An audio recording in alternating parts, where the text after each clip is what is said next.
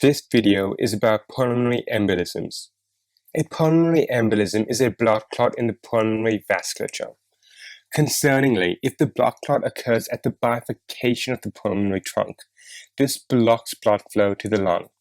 Hence, there is no venous return to the left atrium of the heart, leading to no cardiac output and sudden death due to this outflow obstruction.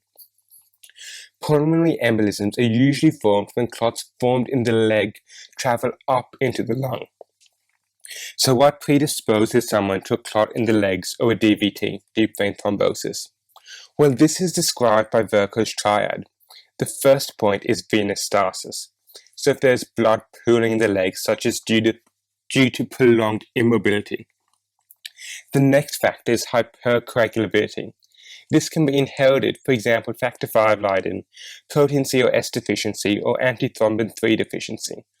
Or hypercoagulability can be acquired, such as age, malignancy, obesity, pregnancy, and the use of oral contraceptives. The final factor is endothelial injury, such as from major trauma. To diagnose a pulmonary embolism, we first consider the pre-test probability of it being a pulmonary embolism using Wells criteria. The most important factors are that if it looks like a PE and if there's a DVT. That's because PEs usually come from a DVT, but not all the time. A PE without a DVT is called a de novo PE. Not that common, but it happens. Then we also consider signs and symptoms such as tachycardia and hemoptysis. Finally, some important factors that would predispose one to the DVT, such as immobilization, surgery, past history of DVT or PE, and cancer are considered, and that's outlined by Virchow's triad. So in summary, Wells criteria can be a bit nitty-gritty, but basically it's, does it look like a PE? Does it have features of Virchow's triad, and are there signs and symptoms of a PE? Bedside investigations that can be done include an ECG, which would show sinus tachycardia, potentially with an S1Q3T3. And that sounds fancy, but it's shown in that ECG, and what it means is a deep S wave in lead 1, as well as a deep Q wave in lead 3, and an inverted T wave in lead 3.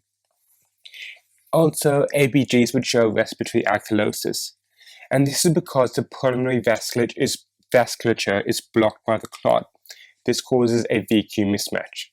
This causes hypercapnia and low oxygen, and this stimulates central and peripheral chemoreceptors to stimulate respiration, blowing off the carbon dioxide, and that's why you get respiratory alkalosis. And of course, you have your normal blood tests, FBCs, UECs, LFTs, coagulations, and CRP. Relevant imaging includes a chest X-ray, mostly to exclude differentials that were outlined in our previous video. However, in 10% of PEs, you would see a consolidation wedge, which represents an area of infarction. This is rare because of the dual supply of the lung. Also, Doppler ultrasound can look for evidence of a DVT that may have led to the PE, as discussed earlier. CTPA is the gold standard for diagnosing PEs. In terms of treatment, we will break this up into acute and long-term treatment. In the acute setting, you want to ensure the patient is hemodynamically stable and give supplemental oxygen due to the possible hypoxia, as described before, the clots, blocking the gas exchange, as well as pain relief since they are presenting with chest pain. Also, intuitively, you want to break up the clots so you can give anticoagulants such as heparin or thrombolytics such as streptokinase or TPA. In terms of long-term treatment, we target the coagulation cascade that forms clots, specifically factor Xa via apixaban.